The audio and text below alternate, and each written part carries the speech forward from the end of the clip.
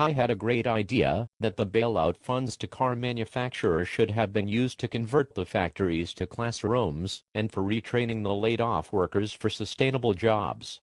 Instead, our government spent billions of dollars on automotive companies, and this week the entire Saturn line is getting the axe with dealerships to be closed within a year, since Penske realized it wasn't even worth it to buy the brand's name. In my opinion, the Saturn line was always bloated, and it's good to finally get rid of it. But there is a lot more trimming that needs to be done, and that trimming needs to be paired with retraining. Even before the economic decline of the past decade, it's been my position that a company should be required to fund new employment or provide retraining for any employees it wants to lay off or fire without cause.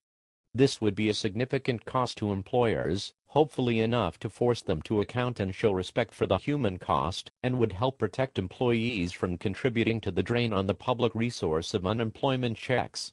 Of course, this cost to corporations could be tempered by qualifiers like whether the company is publicly or privately held, since stockholders are mostly focused on dividends and less likely than private owners to care about employees.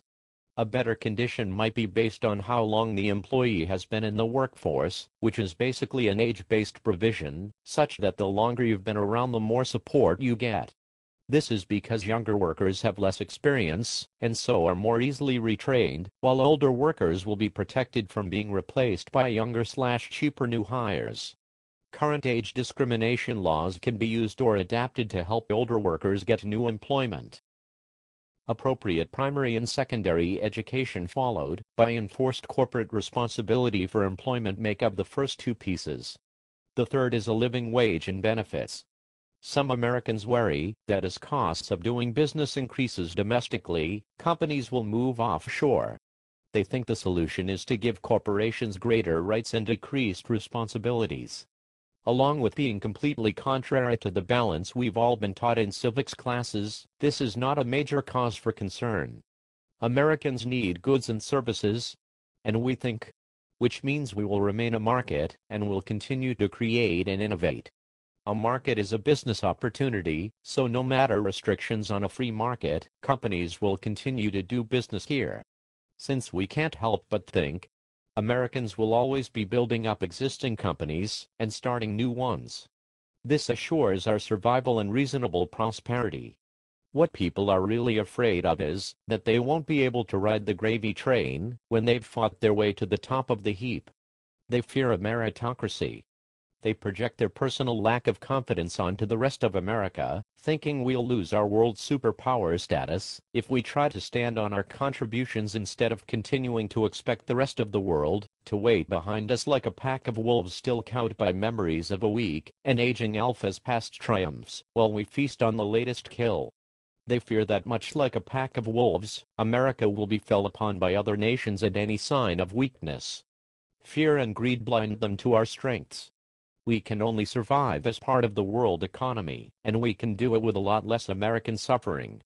Properly managed, we can have health care available to all Americans, and needn't suffer the shame of having homeless and starving people in a country that can afford to shelter and feed them, while employers cut back on benefits like insurance and retirement plans.